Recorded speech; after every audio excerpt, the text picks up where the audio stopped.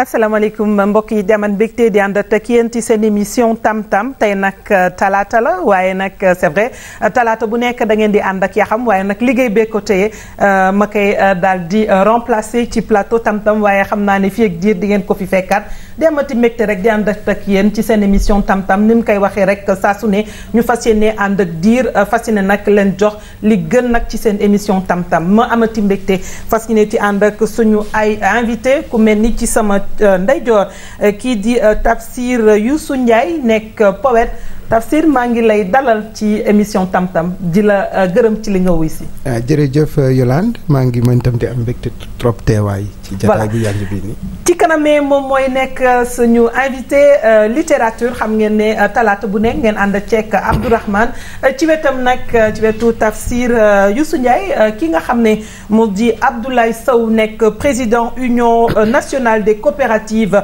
des exploitants forestiers du Sénégal. Abdoulaye maa ngi lay dalal di la gërëm ci li nga wuy si tam-tam yow tamit. maa ngi lay fay di rafetlu invitation bi. mu ngi noonu ci kanam moom tamit dinañ ànd ak moom ku wax talaata wax environnement Khady Camara maa ngi lay dalal. maa ngi lay remercier Yolande ci dalal bi di nuyu suñu mbokk yi ñuy seetaan yëpp rawatina invité yi nekk ci plateau bi tey. sans oublier sama naataango bi nag Abdourahmane. allez Abdourahmane littérature maa ngi lay dalal. waaw. j'allais dire yaa xam. waaw c'est vrai que moom mooy def mardi. alors c'est tout à fait naturel. tey ñu lay dalal les mardis. voilà c'est un plaisir. voilà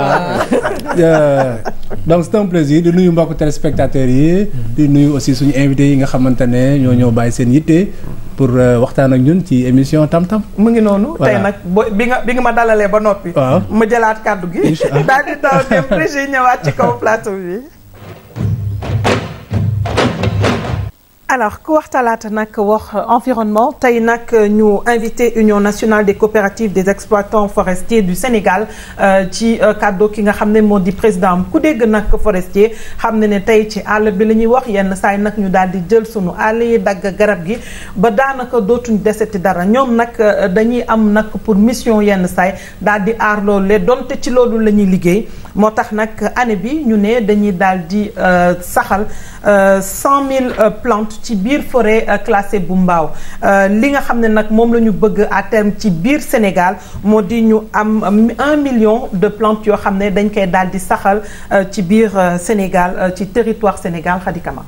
waaw Yolande xam nga bu ñu nee jëmbat garab dafa nekk loo xamante ni lu am solo te ku jëmbat garab mooy ki nga xamante ni mu ngi woo naataange ci suñu réew. tout à fait donc bu ñu waxee aussi exploitant forestier yi dañuy dégg ci loolu ñi nga xamante ni ñooy liggéey ci biir àll bi.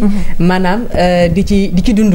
ñuy dund ci biir àll bi. bokk na ci béykat yi nekk ci àll bi. di ci dund comme par exemple boo demee forêt classée bu Mbao bari na fa jigéen ñu bari ñoo xamante ni ci wàllu maraîchage la ñuy yëngu am na aussi ñi nga xamante ni ay Tamba ay Kaffrine. effectivement demoon nañu fa tout à fait ci wàllu këriñ la ñuy yëngu. tout à fait ñoom ñi nga gis sax tey. mooy ñi nga xamante ni ñooy approvisionné Sénégal bi yëpp. ñu dem xool ci élément bi ci wàllu këriñ donc nekk na liggéey bu am solo.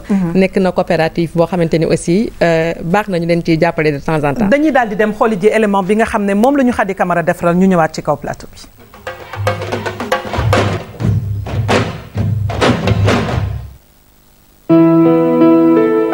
ginnaaw bi ñu ko taxawalee ci atum 2003 Union des coopératives forestières bu Sénégal mbëbëtam bu njëkk mooy di jëmbat garab fépp ci Sénégal. dañ ne ñun comme que àll bi la ñuy jëlee li ñuy liggéey war na am loo xam ne dañ koy jël aussi di ko delloo si biir àll bi moo tax ñuy produire des plants presque dans toutes les régions du Sénégal am nañ fa ay pépinières comme bi ngeen nekk nii am nañ ko à Kaffrine avec les femmes forestières am nañ ko à Daara dans la région de Saint-Louis. avec changement climatique yi am àll baa ngi jeex parce que suñuy tagg garab rek te duñu jëmbat dañuy mujj désert bi day mujj di avancer donc c'est tout à fait normal comme ñi ngi liggéey ci àll bi war nañ li ñu am suñu di ko delloo aussi ci biir àll bi. wante garab yi ñuy gën a jëfandikoo ci seen wàllu liggéey nekk na xay mbaa lenke nekk ay garab yu jafee defar wante yu am njëriñ lool. xay ga moom sans bokkul ak yeneen garab yi bu dee ay mélina wala flamboyant wala citron yooyu moo gën a gaaw a mag comprends nga wala manguier mais bu dee nga xamante xay yooyu xay gaawul mag ak moo ko bois yi lenki gaawul mag waaw parce que yooyu kam bu amee 5 ans wala 8 ans yooyu ci la commencé mag quoi daal.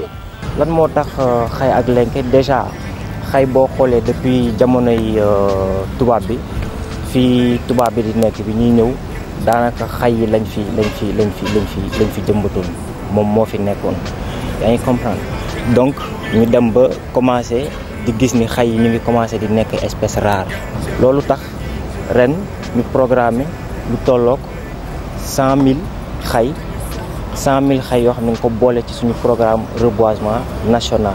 li tax xay parce que daf di garab boo xam ni dafa dëgër daf di garab boo xam ni aussi dafa am solo ci wàllu oxygène ci wàllu environnement.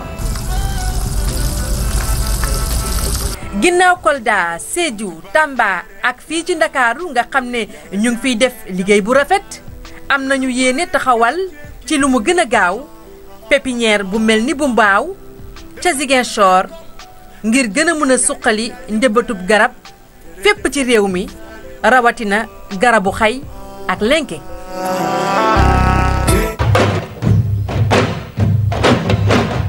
di gërëmaat bu baax Khady Camara ci li nga xam ne moom la ñu taatanal tey c'est vrai nag garab buñ koy dagg kenn jëmmatatu ko dafay indi ni ko kii nekkoon ci biir reportage bi waxee désert ku wax désert nag développement du fa am et malheureusement de plus en plus suñu forêt yi suñu àll yi mu ngi commencé di ñàkki garab parce que nit ñi bu ñu jëlee Casamance nit ñaa ngi dagg foofu garab yi d'une manière anarchique ba nga xam ne garab yaa ngi commencé di ruus forêt boo xam ne c'était une forêt dense mu ngi commencé di parsemer wu je pense que mu nekk initiative boo xam ne ci pépinière u Mbaaw initiative bu am solo. initiative bu am solo daf may rappeler keroog bi nga fi toogee man ak yow la woon ñuy wax ci wàllu développement durable. tout à fait ñoom li ñuy wax dafa am solo parce que dafa bokk ci principe xam nga 8 principes moo nekk ci développement durable. effectivement def cee bokk mooy principe de responsabilité. ñu ne qui dégrade répare maanaam ku yàq da ngay defar.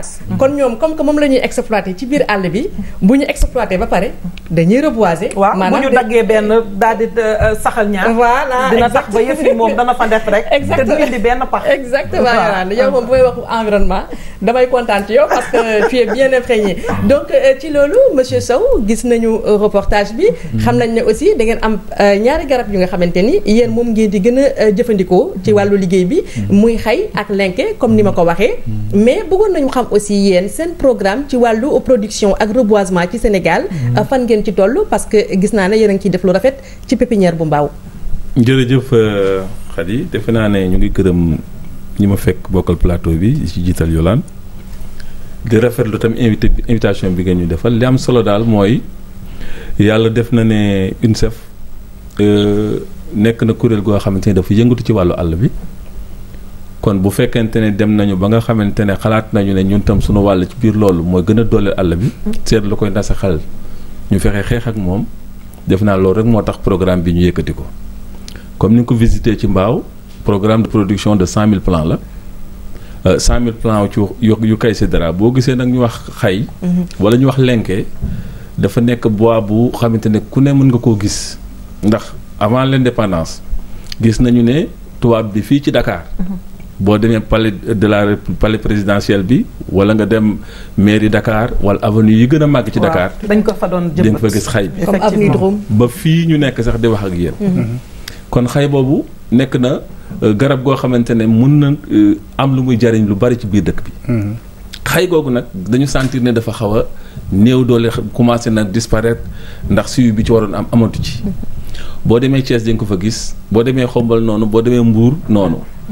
bi ñu sentiree loolu nag te nekk na bant boo xamante ne bant bu am solo la ndax bois rouge la te nekk na bant bu amal njariñ Sénégal ñu ne kon nag noonu ji féeti foofu le service forestier xam nga service forestier dafay produire lu ma 31 000 plants par an.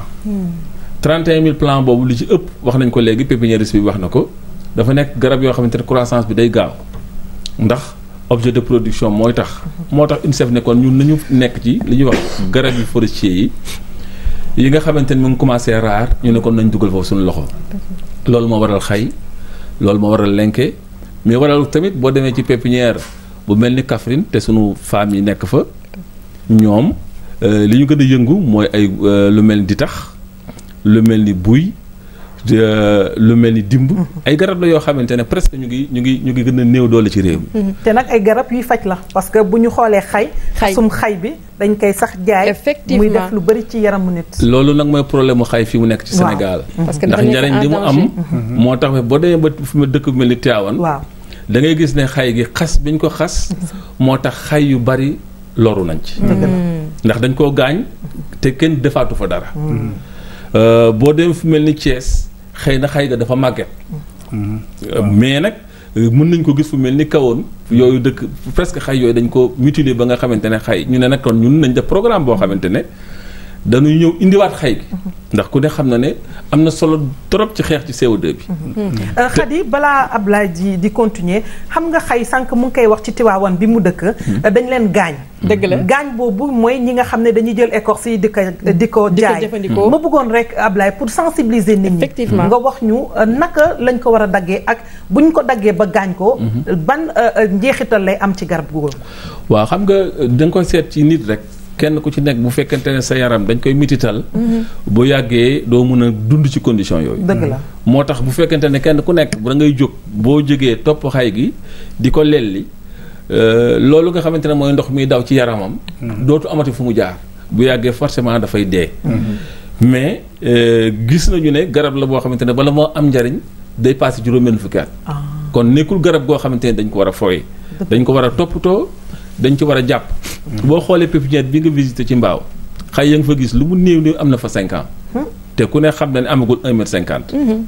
kon loolu dafay wane ne loolu mooy taxawaay bi ndax nguur gi def na alal bu bari ci reboisement. dëgg la waaye nag nañu indiwaat garab yi nga xamante ne wax dëgg yàlla gis nañu njariñ bi xay yi ngay gis muy daanu fii ci Dakar. xëy na suivi bi rek ak topp ga moo des.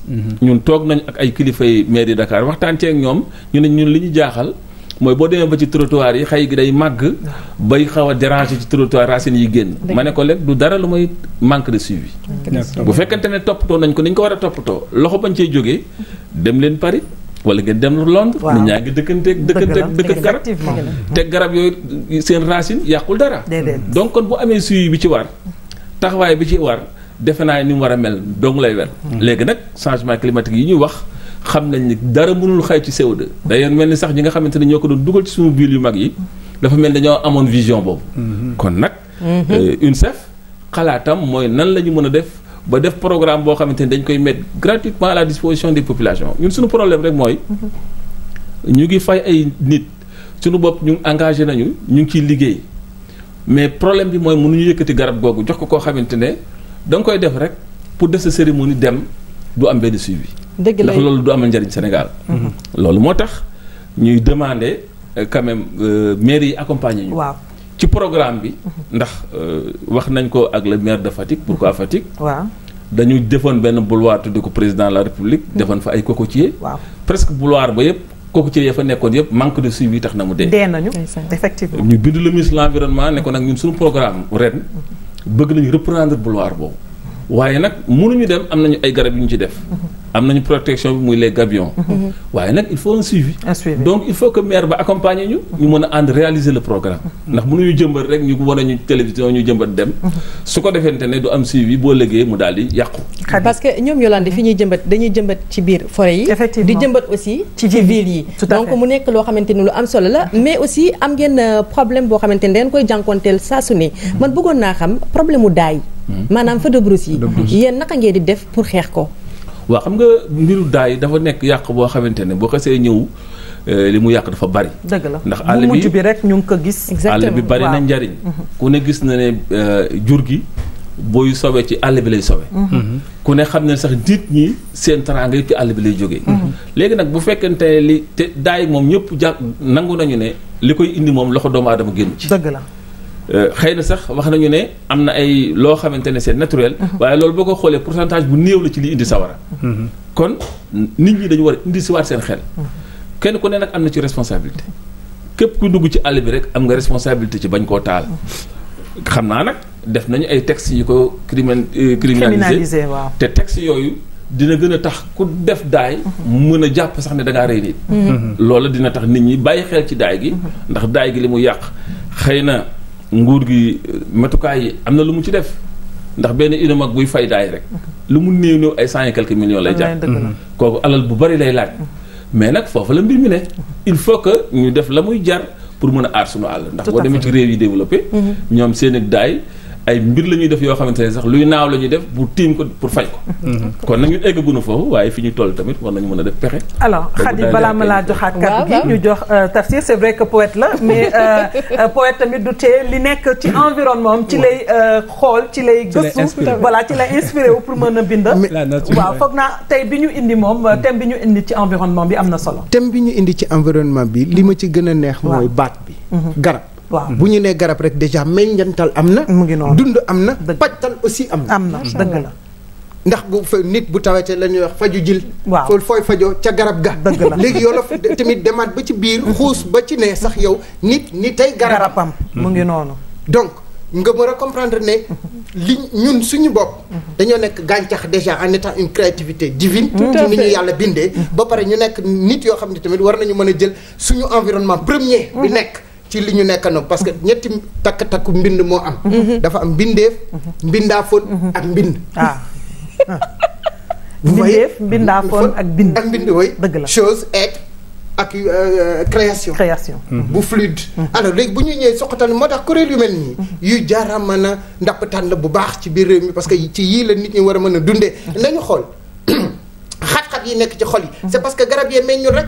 wallaay dëgg la amatul espace vert ci biir Sénégal te man sax ci yàlla def na ci biir te dama ci sax je suis arrivé une fois parce que tamit maa ngi dëkkee ci pàcc boo xam ni environnement day dox bu baax muy yarax foofu. waaw am ngeen parc Hann waaw foog naa poumon boobu rek a des ci biir Sénégal ñun dañ ci taxaw yàgg ci liggéey bu baax ak ay réseau yu nga xam ni dañu nekkoon en collaboration directe ak institution yu mel nii. ba man sax caf kaw su ma yegoon ni dina fi ñëw dinaa indil benn taalif boo xam ne natt naa ko ci garab. parce que bind naa ko. waaw gis nga bind naa ko mais tellement que dafa empilé wu te xamoo moo dina mën a di nga ci mosal tuuti rek. dafa bëri nag. tuuti rek non taalif yi ñoo bëri ba nga ci toog tuuti rek. mooy li may expliqué ni en détail li may génnee nii rek moom mooy soubassement wu inspiration boobu. effectivement parce que garab bi mu ne am na ba ci benn verbe bu muy wax ni seetlu nañ ni garab sargal na sàkk waayu nit ca sëngëm wa mu mën a tekk nag pajtal ci boppam ba. tu vois donc dina génnee ni extrémité yooyu buñ ci ñëwee rek ñu xam ni loolu moom mu baax garab daal moo fi nekk te lépp la sax muy ci nit ki muy ci dund gi muy ci gàncax bi que ñun daal dañoo war a garabante ci lu baax ci baax lu nekk nag ñu suuxate ko suñu bopp dundee ko noonu dëgg la waaw Abdourahmane waaw Tamsir wax ji neex na ba noppi waaw muy wane rek solos yi nga xamante ne genre activités yi ak association yi war nañ ci gën a bàyyi xel et poètes yeeg musiciens yeeg journalistes yi yéen ñëpp war nañ ci bàyyi seen wax pour nit ñi war a gën a mën a sensibiliser parce que mën nañ ci waxtaan fii benn jour ñun dañoo am problème ak li ñuy wax àll te war xamuñu ko waaw te du àll en fait et baax na tuuti waa UCF rappelé ñu ñaata nit ñooy dund ci Sénégal li ñuy woowee ci forêt ak ñaata famille ñoo ciy dépendre c'est parce que bu mu doon xayma dina mat ay millions dëgg la c'est-à-dire que ne suñu économie réew ak li ñuy woowee àll xaw ma ban tur lañ koy woowee war a mën a woowee parce que àll dafay créer beneen représentation mais àll nit ñi dañuy jàpp ne war nañ ci mën a def lu nekk alors que dañ ko war a mën a sàmm waaw naka la ci ñaata ay nit ñoo ci est-ce que am ngeen ci xayma ñaata ay nit ñoo ciy dund ak impact bi mu am ci économie Sénégal est-ce que loolu mën nañ ci gën a leeral askan bi jàpp naa ne rek boo xoolee àll ñu ngi koy tuddee alam mooy li nu wër waaw alam loolu nag ca biir àll nga ca ak leneen lu xaw a mel noonu li xam nga boo xoolee Sénégal ni mu bindoo ñi nga xamante ne ñoo yëngu ci àll bi dafa xaw a yaatu béykat bi dafa yëngu ci àll bi sàmmkat bi dafa yëngu ci àll bi ki ñu tuddee àllkat bi kooku itam dafa yëngu ci àll bi kon njariñ loolu àll am moo tax acteurs yooyu yëpp nekk ci UNICEF nag muy kuréel gi ñu jiite li boo xoolee coopérative yi ak organisation yi nekk ci biir lépp bi ñu ko xaymaa wax nañ ne 35000 membres la 35000 ci biir 35000 membres yooyu boo xoolee seen i famille ak ñi nga xamante ne ñoo ciy yëngu presque dinañ dem ba ay 300000 personnes gis nga kon bëri na léegi nag loo tax service forestier organiser ko organiser ko ñu dugg ci liggéey bu mel ni ay plan d'aménagement xam nga scientifiquement bu fekkente ne da ngay liggéey ci mbir il faut nga xam mbir moom lu mu attan. loolu moo tax ñu def ay programme yoo xamante ne dafa wane ne fa ñuy liggéeyee lii moo fa mën a am yàlla baaxee na Sénégal ba xam nañ léegi ressource bi lu ñu am ak lu ñu amul. lu ñu attan ak lu ñu attan. ñu def ay programme yoo xamante ne léegi liggéeyatuñu lu ma ci zone aménagée. te bu njëkk dañ daan liggéey ci zone non aménagée. ku yor sa semis rek dugg ci àll bi di gor. loolu nag tekkiwul ne am na koo xamante ne mu ngi def naka sa dul noonu waaye nag fi nga xamante ne service forestier moom moo installé nit ñi ñëpp ci zone aménagée leen la installé. ci loolu sax Yolande parce que nee na sàmmkat bi mu ngi dund ci àll bi. mais sàmmkat bi aussi yéen ñi nga xamante ne da ngeen di jëmbat ay garab. dafay xel par yenn saay di yàq àll bi est-ce que mën nga ñu ci wax ci ban fànn. waaw suñu diggante ak sàmmkat bi xam nga boo defee un programme bu tuddee benn plan d'aménagement. def ci loo xamante ne war naa mat 22 milliards wala 25 milliards. programme boobu nga ne zone bii daal dama koy protéger. li fi war a génn ñaata la nga génne ko mu war a régénérer wu encore dans 5 ans la nga boo fa ñëwaatee fekk fa la nga fa bàyyi woon dafay fekk ñu aar ko ci daay. waaw mais dafay fekk aussi. jur gi du lu neex waaye def. effectivement ndax boo yoree lu ma juróomi téeméeri nag. jiital leen dugg ci zone boo xamante ne zone bu ñu aménagé la ñu war ko préserver. xam nga loolu lu fa nekk plante bu ndaw rek. jur gi da koy daal di mais est-ce que dina fekk ñoom ñu xam ne fii zone aménagée la. loolu moo tax nag ñu war cee waxtaan ak ñëpp. kenn ku ci nekk mun ci jël sa matukaay. kenn ku ci nekk xam la nga war a def. ndax ay milliards la yoo xamante ne dañ koy investir. te ñooñu ñu tuddee sàmmkat dafa am ñoo xamante ne dañu dëkk sax ci zone yooyu àll am. waaye seen jur rek bu dee seen jur la yàq-yàq bi du demee noonu. parce que ñoom yàgg nañu fa ak seen jur. waaye nag bu bekkoor amee wala coono amee yeneen région Sénégal yëpp day def ci zone ba effectivement foofu la coono ñëwee nag kenn ku nekk jiital téeméeri nag. ñaar téeméeri nag juróomi téeméeri nag su ko defante ne ñoom ñëpp duggandoo gis nga pression boobu. dina tax programme bi ñu def. dañu am problème bu ñu ko évaluer. tout à fait loolu sax moo tax ñun ñuy wax ne rafet na ñu def loolu nguur gi def na projet 1 def na projet 2. tout à fait waaye nag nañ def pause évaluer. waaw ñu xool alal ji ñu ci def lan la. am na ci loo xamante ne ci nit ñi la jëm gis nañ ci njariñ. am na loo xamante ne mu àll bi moo tax mu jóg. léegi nu xool impact ban la am su ko defente ne loolu mooy mën a tax nit ñi mën a gis seen bopp ci programme bi ndax finalité bi rek mooy àll bi moom daa war a sax. effectivement su ko defente ñun ñii ñu jariñu ci njaboot gi ñëw ci kanam mën ci jariñu. pour loolu mën a am ndaxte àll bi nag moomuñu ko.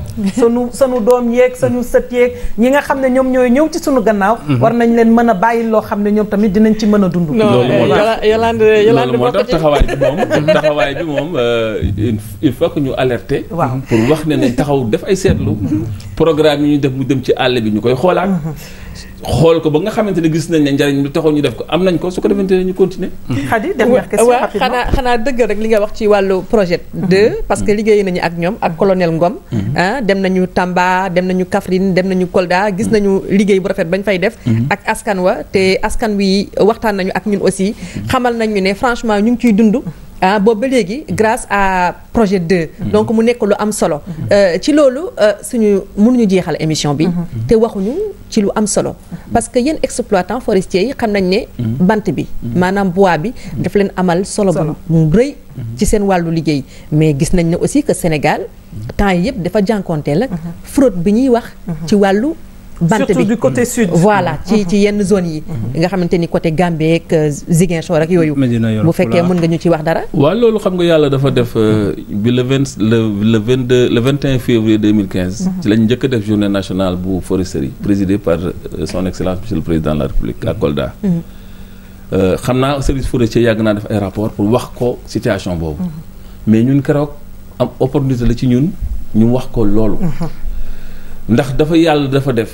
situation boobu nekk situation bu doy waar. waaw mën naa wax ne li ñu am ci àll presque 80% yi zone boobu la nekk. effectivement léegi nag zone boobu nag bu fekkante dafa am lu fa xewoon nga xamante ne ab état moo jóg taxaw. def beneen exploitation boo xamante ne nëbbu ko. di jël sunu bant bi di ko yóbbu à l'extérieur te lu dugg gaam bi raw. loola mënuñu ko woon régler tant que état taxawu ci. mais au passage ñu ngi remercier quand même son excellence monsieur le président de la République parce que depuis bi mu déggee suñu message dafa jóg li mu njëkk a def mooy recruter ay agents. waaw pour renforcer le service forestier. yónnee fa ministre de l'intérieur. yónnee fa le ministre des forces armées. yónnee fa le ministre des forces armées. environnement mu ngi noonu avec le ministre de l'environnement. tout à fait. ba ñu demee ca àll ba xam nga la ñu gis. koo xamante ne dafa dugg day dagg ba pare dugg ci biir këram. waaw ñoo xam ne lii population autochtone yi ñoo koy def. effectivement ànd ko aussi ak population yële. muy nos amis gambiens. léegi nag bi ñu ñëwee mesures yi jël état bi jël ko mooy dafa mën a dafa créer li ñuy wax les forces de défense là et de sécurité. ñoom lañu jëw ñu gaaw frontière bi yëkkati ay moyens jox leen pour ñu mën a arrêter phénomène bi waaye àll bi mënoo koo aar. ak ay forces armées. effectivement. loolu moo tax bi situation bi gën a garaaw gën a métti ñun bokk nañ ci ñi toog ak njiitu réew mi ne ko ñun de bu ñu sañoon ñu xoolaat mbir ñun ne mun nañu lu ngeen ci xalaat ma ne ko xanaa dem kanilaay mu ne dem kanilaay mooy guerre bi ñun foofu lañ toll di monsieur le président waaye yàlla suturaal ko dimbaleel ko ba gis ngeen problème bi ni mu mujj rek mu ngi noonu te foog naa am na dal fu mu ne mais ak diplomatie boo xamante ne sant yàlla rek moo nu war gis ngeen bërki dem bu le colonel Beydi Ba mu ngi noonu daal di dem kanilaay ñu autoriser ko muy jël bant ba fa gaa yi yóbbuwoon pour yóbbu ko Bignona. effectivement loolu sant yàlla la. sant yàlla diplomatie bu toll noonu bu jur loolu ñun acteurs yi ko dund. mais mun nañ ko wax. waaw ndax ñun dañ ko dund dañ ko gis. su ko defee nag mun naa xam ne affaire ba stoppé nañ ko. waaye du taxit Sénégal nag daal di bàyyi boppam. waaw ndax am na ay accords yoo xamante ne signé nañ ko. entre gouvernement boobu. bu yàggul rek. waaw le ministre Balde moo ko signé ak ñoom. ba ñu ngi taxaw pour déema def benn plan d'aménagement. ci zone boobu ba nga xamante ni population yi nekk ci ñaari côté yi. tout à fait kenn ku nekk di nga ci mën a gis sa bopp.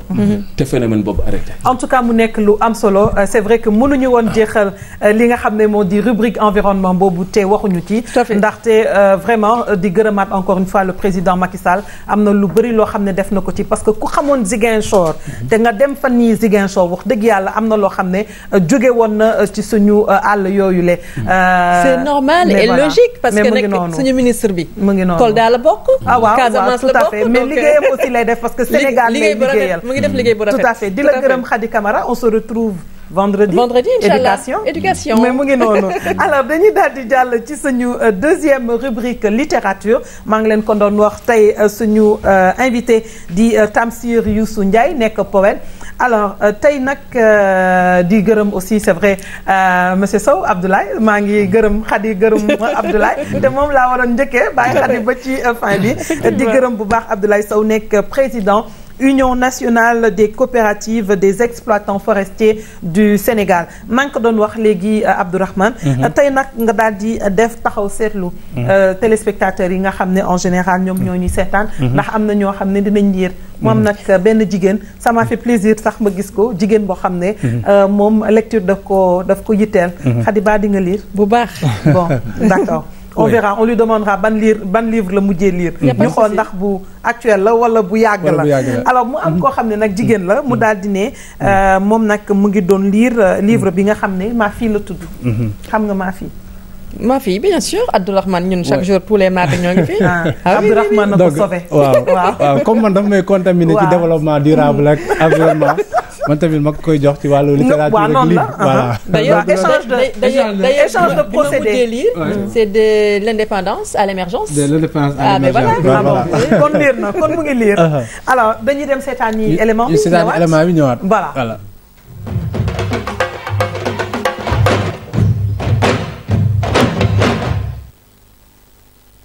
livre bi ma mujjee lire mu ngi tudd Ma fille Mouhamadou Fadilou Diouf moo ko bind mi ngi ko publié en 2016 fin décembre.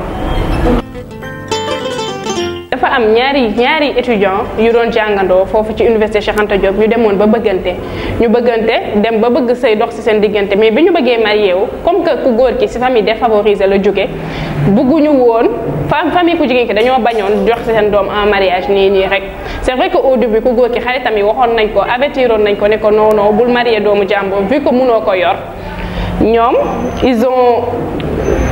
ses amis ils ont fait de leur mieux pour que mu bañ marié mais malgré loolu noonu amoon na benn idée en tête dafa bëggoon sëy ak ki mu bëgg donc il est allé vers elle et la fille elle a accepté.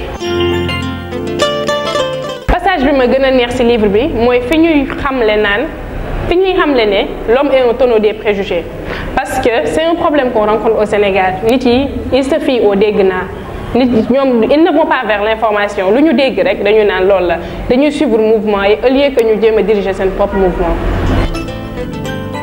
pour man lecture importance bu ngande la am parce que déjà sooy lire dina la permettre à ce que ngay xam li xew ci yeneen dëkk ngay xam li xew ci yeneen univers ngay ouvrir ci yeneen monde di partager ak di ci seen idée parce que booy lire di nga gis façon livre bu nekk di nga gis livre yoo xam ne nii tu te retrouves dedans da ngay lire benn livre mu mel ne comme si que ni sa histoire la ñuy raconter wala comme si que ni on parle de toi nga lire benn livre tu te mets à la place de l'autre dafay tax nga am empathie nga mën xam li xew ci dëkk bi nga mën partager ak nit yi seen ay émotions seen ay problèmes et ça fait vraiment du bien.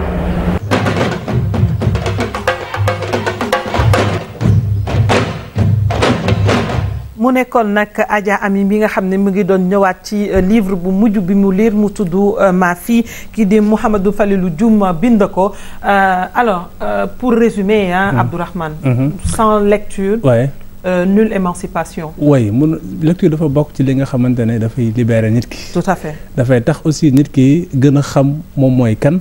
ak xam aussi keneen ki li muy dund. effectivement dinañ ci ñëwaat mais dama bëgg a taxaw tuuti. voyager au-delà de notre univers. effectivement voilà taxaw tuuti ci élément bi. parce que kii benn lectrice la. et dafa bëggoon partager ak ñun expérience de lecture. bi nga xamante ne moom la am et mu doon benn jeune critique koo xamante ne ñu ngi ñaan yàlla mu gën ko dooleel.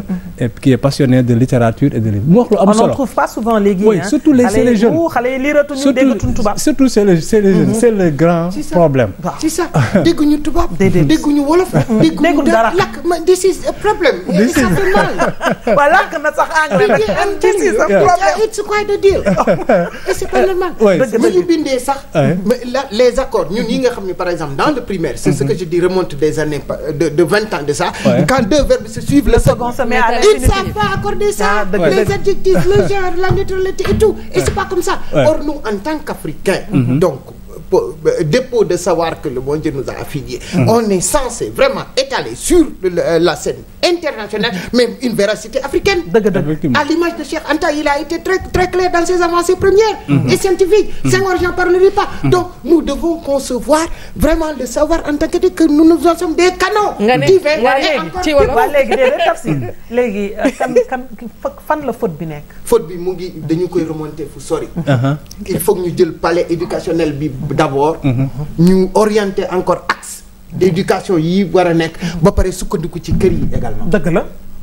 foofu la ñu et d'ailleurs moi je me suis dit qu'on a mal accueilli les nouvelles technologies. Les nouvelles technologies. Yes. Parce que au moment où nous étions à la croisée des chemins. Parce qu'il y a eu deux révolutions. mu ngi jooy. waaw Kocc Barma jooy na. nee na lu tax laa ko olof. bi ñu tolloo ci war ndox tollu bi ñu demee ba ca ndoxor tollu bi nga xam ne ñaari yoon yi dañu fa lënkaloo noonu. li ñuy waroon mën a gën a def mooy sababal suñu bopp ne. ay nit la ñu kat te am na lu ñu moomee d'abord. dëgg la. suñu làkk bii nga xam ne moom la ñuy moom nàmp nii muy bu wolof bi boo xoolee ci gis-gis la tëggu te gis-gisam yëpp dafa taxaw wolof bu nee la Abdourahmane xuuxaani jësig ca xojog bara loolu mooy la xuuxaani jësig ma takkantal ko bu ko xojog xamee bara ko wax Ablaye Sow ba xam nga li mu wax. yooyu olof yu xóot la. waaw olof yu xóot nañu torop. mën naa ko expliquer il faut que mu expliquer mën naa ko joxe sax image bi. nga xam ni mën naa ko joxe takkataan bi nga xam ni. moom moo génne gis-gis wolof. mu ngi mel ni defal waxal image rek ñu comprendre ñun tamit. non waaw gis nga nag xam nga tamit lii dafay nekk parce que loolu sax moo xaw a am problème tuuti si yenn bindkatu wolof yi. wala boog yenn yi nga xam ne dañu bootoo xam-xam wolof. nee naa leen fi mu nekk di wolof naam ñoo ko moom ñoom moom la ñuy bàkkoo mooy suñu dëgër laay ñoom mooy suñu ndoxor toll wi moom mooy suñu vraiment làqtaañ wépp waaye nag faw ñu mën ko teg ci dayo boo xam ne ñi nga xam ne tamit ñu ngi meññee ko ci ñun nampe leen ñu boole ko loolu ñu mën a dem dëgg la il faut que loolu xoole c'est dommage pour xale bi sax xam lan mooy sàq il faut nga ne ko grenier waaw wax nga dëgg waaye sàq moom xam nañ non mais wala boo demee ba ci suuf dafa yeel lan mooy yel di def yell ndeef mooy la waaw gis nga déjà yell ndeef lu nga xam ni dafa yelloo ci nit mais Tamsir man déjà sànq maa ngi bëggoon laajte lenke mooy lan lenke waaw xeeti bant la defe wala seen domaine la tontu nga xeetu bant la waaye bu ñu ñëwaatee ci li nga wax li sànq lu mu ko waxeete woon man de xam nga ku xaadi ci si coxoto bara waaw xam waaye Ablaye Sow mii nga xam ne sax moom moo ñu mag nee na xamul lu muy tekki. waaw mën na nekk parce que certainement ci pàccam bu boobu la toogee te ñun xam nga ñun lii la ñuy gëstu. waaw wax ku nekk ak sa domaine. waaw ak na mu toogee. mais masala bi dafa leer. bu fekkoon ni tey dama am benn lu ma def. lu doy waar. muy jëy. ma ñëw ma dégg ko Abdourahmane ma ne Abdourahmane. man de démb de def naa jëy bu metti waay. ii sama waa ji. fekk yàlla xam na ni man ak moom kese ñoo ko xam moom kese laa ko wax. ëllëg ma yeew rek taseeg Yolaan wala ma taseeg Moussa Sow mu ne waa Tamsir dégg naa sa jëy wi. mu naa leen lënk ñoom ñaar ñëpp. teg ko ca wegg naan ma rek. ne ko xuuxaani jësig day ca xoj ak bara. loolu de boo ko xamee. Ousmane a taxle. wallaay wax nga dëgg de. transposition boobu. parce que da nga xool jësig. ak xojog ak bara. muy doon benn aussi boo xamante ne message ak ji mais aussi benn poésie mi ngi ci parce que yow da ngay ci say œuvre mi ngi koy junj sànq. moom day bind français en poésie di bind anglais. the reason why he speak English very well. tukk nañ ci sànq tuuti sax. ensuite aussi muy bind. non not allemand. muy bind aussi ci wolof. doon un poète aussi trilingue. waaw yow foo dëkk si Guédiawaye sax. maa ngi dëkkee PA yi. pharmacie waa Guédiawaye waaw maa ngi leen di nuyu bu baax sama mbokk pël yi aussi quoi monsieur la même pël même vraiment la hiirade a moƴƴa no mi wowlayno tigi tiga nami pular kono mi ñebbitu e maɓɓe ɓe waɗi e maɓɓe ɓernu maɓɓe no laaɓi ha feƴi kono wara yiɗnoma kono hande ɓuuri yiddema Sow fii moom mën ngaa laakante ak moom waaye nangam olof la ñuy laak fii denc leen pulaar gi ba ci kanam waaw muy ñëwaat ci importance li moo koy waaw am lecture et puis aussi pour suñu élèves yeeg étudiants yi xale yi gën a mën a maîtriser tout à fait langue étrangère yi waaw avant ñu koy joxaat kàddu gi Ablaye Sow je pense que lii nga xam ne Tafsir moom la wax sànq nekk nu am solo torop Tafsir li mu tekki dafa lépp olof dinay wax ne ceroy wataj bu ko gan lekkee xam ko dëkk yaa ko wax loolu wataj buñ koy wax du dara lu mooy xam nga boo góobee sa dugub da ngay seet dugub ba gën a rafet nga góob ko pour bu ëllëgee nga def ko semence léegi nag bu demee ba jamono naqari mën nga génne loolu nga bëggoon def semence nga toggal ko sa gan dëgg la léegi nag bu ko gan gi xamee ni lii wataj la rek looloo tax olof ni dëkk yaa ko wax kon dafa lépp pour wax ne am na lu fi maam yi bàyyi woon xam nga lecture li tax mu am solo waaye lecture tamit bu ñu jéemoon gën a xool ci ni ñuy jàngale li ñu nàmp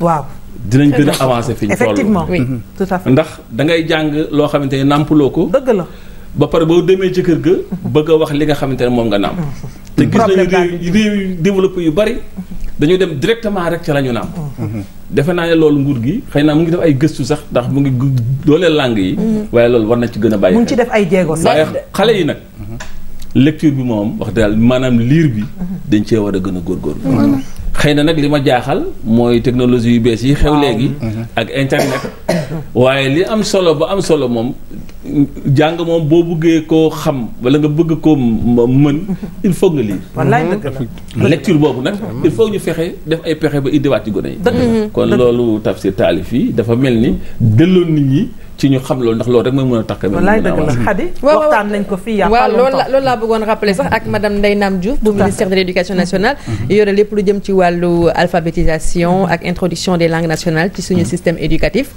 waxoon na fi lu am solo parce que tamit Yolande y a pas de secret parce que yeneen dëkk yi du question ñoo ñu gën a muus du question que xale yi fa nekk wala chercheurs yi fa nekk ñoo gën a xarañ ñi nga xamante ne ñooy sénégalais yi wala africains yi c'est parce que ñoom li ñuy wut li ñuy gëstu li ñuy seet ci seen làkk la li ñuy jàng ci seen làkk la kon ñun buñ demoon tey ba olof bii ngay gis nii Yolande ñu di ko làkk ñu jox ko xale yi ñu méngale leen ñoom ak ñu nekk fële mais mënuñu leen mais dañuy xool benn xale boo ko waxee benn ak benn ñaatal mu wax la ko mais boo ko waxee 1 plus 1 rek day réer donc je pense qu'il est temps mais dañu dem ba ci biir jàngalekat bi sax yow dañ la wax ne boo demee toogee ci biir njàng mi mu leer na ni pàcc bii nga toll gone yi mën nañ ko bañ a xam ca la ngay wax ca làkk woo weneen woowee ñu jàngal waxal leen ko ci bañ a nàmp ba il est temps je pense dañ leen ko wax tout à fait dañ leen ko jàngal te aussi téere nañu xool lan la téere ñaar la téere day teral di tere ba boo xoolee sax ci ndoxor tollu cosaan bi wala bokk ca ba ñu tàmbalee bu ne ba ñu ko lënkalee sax ba ci burub yàlla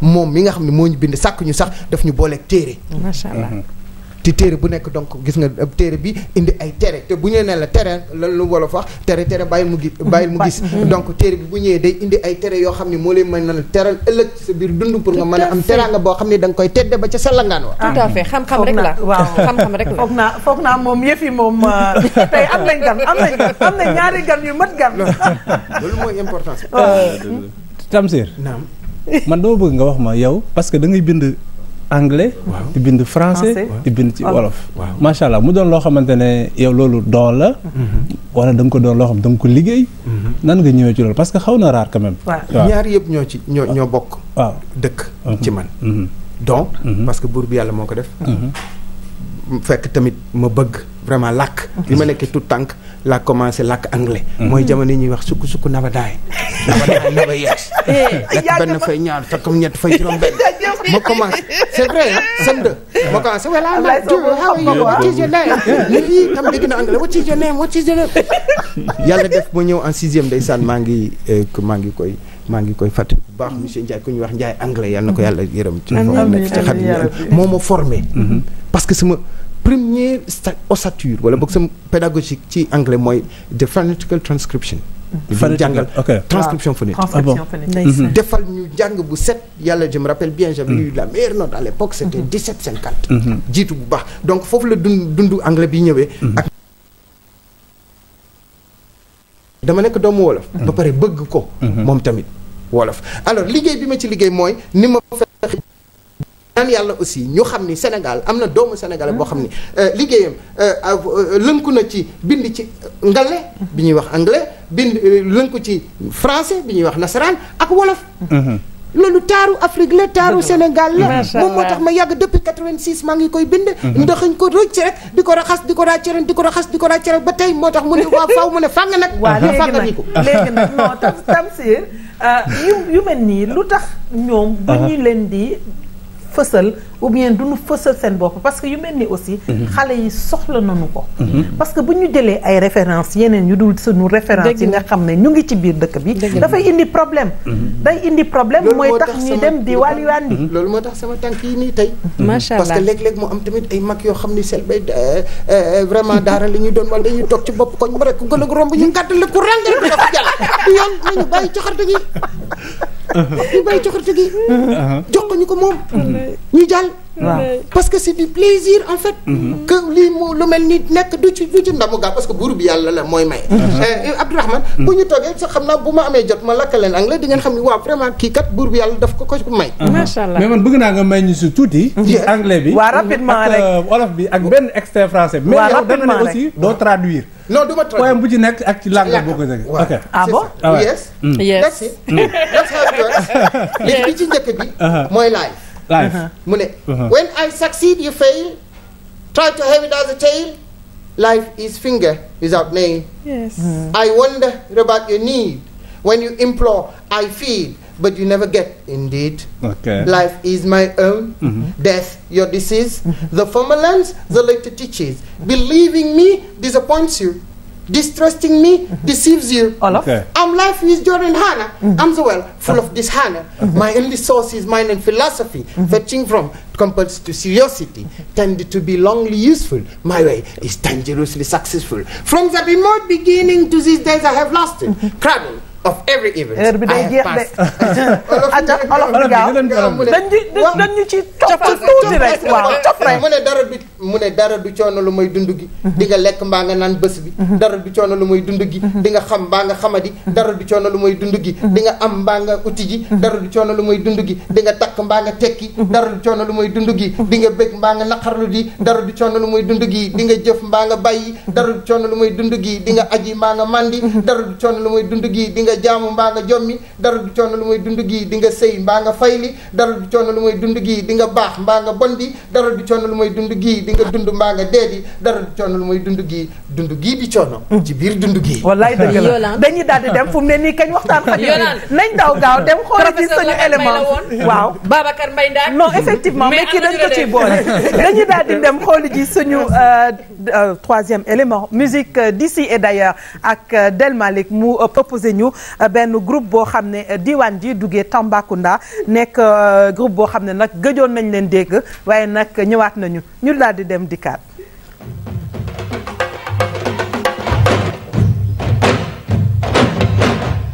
The O to the new, the new to the O, the O to the new, Diwan Ji Dream Team la nigga. O to the new, what? What? Diwan Ji Dream Team la nigga. Let's go. With that parenga wanna linga mana gonna dope. Let's play the real hip hop. Here we go. Fumune fune ñu dem wari ko ba indico. Ñëw jox la real hip hop. Yeah. C'est Diwan Ji, Gibson and Bigger Man. Ci seen émission Tam Tam, rubrique culture, musique d'ici et d'ailleurs. One love. Yeksil jàng ma nega jaratul jeexlu ne fang ma nega est-ce que fii am na rap. Diwan Ji nekk na groupe boo xam ne bon ci deuxième génération hip hop Galsen bi la bokk. Donc c'est un peu all, c'est un peu nous, juste parce que yàgg nañu déjà à 15 ans la ñu signé ci label théâtre audiovisuel Dramé déjà. Donc loolu yàgg na 99 la ñu officialisé suñu premier album national et international. Donc ñu nekkoon ay xale yu ndaw mais bon ak distance bi c'était pas évident boo nekkee ci ay zones yu mel ni Tambacounda un peu enclavé dafay xaw a metti tuuti. élite bind mila zénith bi du lampe buy tàkk di fay foofa dégris gaz bril pila fàtte say bakkante kenn du fi nooy pare nañu xare dëmb tey soog a jot na la leer ne nga jàmm du doy. boobaak léegi jot nañu def ay affaires yu bari parce que y a eu beaucoup de choses qui se sont passées entre temps. mooy maanaam ba ñu en 2007 déjà ba ñu génnee l'album Le Temps c'est de l'âge on n'a même pas eu le temps de promouvoir ça, de bien promouvoir ça, juste parce que dans un cadre bien déterminé on a effectué un voyage quoi. ñu jot dem au niveau de Grenoble et Lyon dans le cadre de la coopération décentralisée entre le conseil général de l'Isère et le conseil régional de Tambacounda demoon ci journée sénégalaise yi amoon 4 dates foofu. Donc yoo xam ne bon yóbbaale woon nañu benn projet aussi boo xam ne bon c'était pour mettre une maison de musique à Tambacounda mooy maanaam un studio d'enregistrement boo xam ne tey jii nii képp kuy artiste mooy maanaam nga nekk biir Tamba ak li ko wër fa nga nekk di enregistrer donc projet boobu la ñu yóbbaale woon finalement gars yi mettre nañ ko sur place mi ngi à Tambacounda au centre culturel régional donc tey jii nii bon boobu léegi aussi ci la ñu génnee bu ñu jugee ci loolu ci la ñu produire le single Maria. Après le single Maria on a encore effectué d'autres voyages à travers des festivals au niveau de l'Afrique jot nañu dem ay Mali ay Niger ak pas mal de kii boobaak léegi nag ñi ngi préparé mooy maanaam un troisième opus mooy maanaam suñu troisième album boo xam ne incha allah mi dina tudd Endurance waaw boo xam ne bon yàggatul incha allah. ñun fii lépp easy mbindi mi taaru na arafi leer na werante bi jeex na sotti na jox ci sa sang ma nega jot toog fi mandi waay xam nga boo xawee am benn absence scénique bu xaw a ndaw tuuti parce que quoi que l'on puisse dire gars yi gëj nañ ñoo gis ci média yi donc fallait que ñu ñëw présenter waat parce que am na benn nouvelle génération boo xam ne bon ñu ngi fi jotuñu woon xam trop Diwan Ji parce que groupe la boo xam ne fréquenté wul trop média yi. tey ñu ngi fii ci seen émission Tam Tam fas yéene leen présenter benn programme boo xam ne ñu ngi koy waajal incha allah ce sera pour le 13 mai au stade régional de Tambacounda mais c'est tout un programme c'est une activité mooy maanaam une journée d'intégration socio-culturelle et éducative pour le développement et la citoyenneté via les cultures de Tambacounda via les cultures urbaines.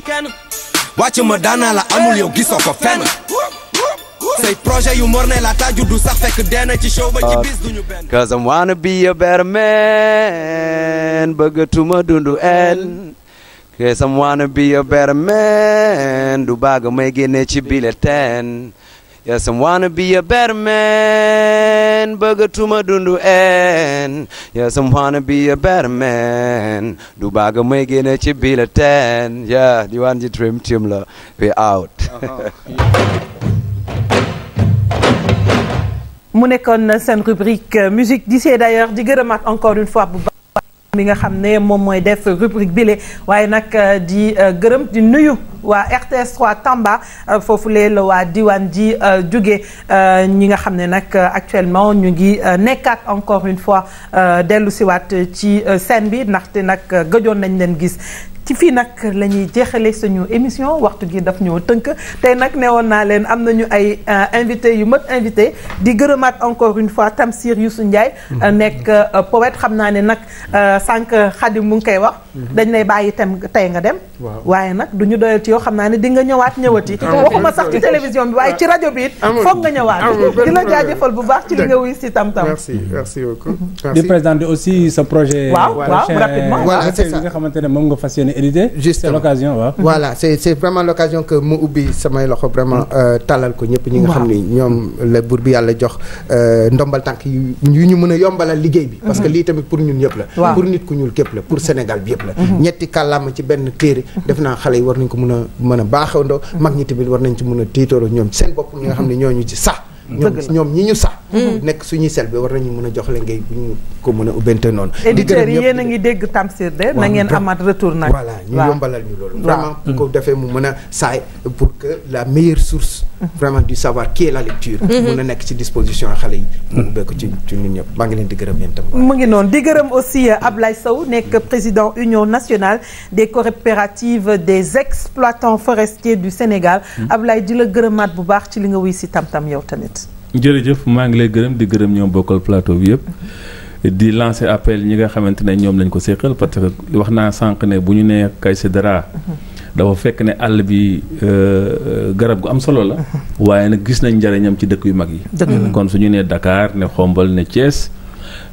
dem ba kawoon ak Mbuur dama defe ne ñooñu tamit nga xamante ne ñooy maire ya fa nekk en tout cas Eaux et Forêts créé na condition yoo xamante ne ñooñu buñ ñu approché mun nañ fexe ba garab boobu ñu joxaat leen ko waaye nag àndandoo lay nekk dëgg la ndax du jëmbat rek dem mais dafa war laaj suivi mairie yi aussi ñu jàpp ci mairie itam ñu jàpp ci ndax buñ ci dugalee loolu rek dinañ fexe ba garab bi ni mu nekkoon en 1960 ci biir réew mi dellusiwaat loolu loolu de moom dana neex Khady Camara maa ngi lay jaajëfal waaw dina ma neex lool moo tax saa su ne rek ci la ñuy gëstu di ko andil mbokki téléspectateurs yi j'espère que émission bi neexoon nañ ñëpp tey moom voilà donc Yolande je remercie aussi Mariama Magasouba mi nga xamante ni moom moo jaar si ñaw bi numéro téléphone am nekk 77 634 44 11 adresse bi numéro H56 Padoua Buldeuse. Abdourahmane. waaw je vais terminer par littérature bi moom. oui macha allah. waaw je vais terminer un verre. yow tamit ci verre moom laa nuyu ñëpp. ñu doon suñu verre invité. Tamsir. waaw. Sénégal. waaw. Ce pays où le soleil de Kadior à Bambey, du Sine au Saloum, du nord au sud, du sud à l'ouest. Le ton n'y est pas, hein? De traité à l'est. Je te salue. Voilà. C'est wonderful. kon nag yéen waa Sénégal ci lii la ñuy tëjee émission bi di leen gërëmaat bu baax ci li nga xam ne saa su nekk ngeen bàyyi seen yitte yëpp toog di seetaan seen émission bi di leen gërëm di leen jaajëfal di leen souhaiter aussi une excellente soirée suba incha allah ci beneen tam-tam bu soobee kii di maye.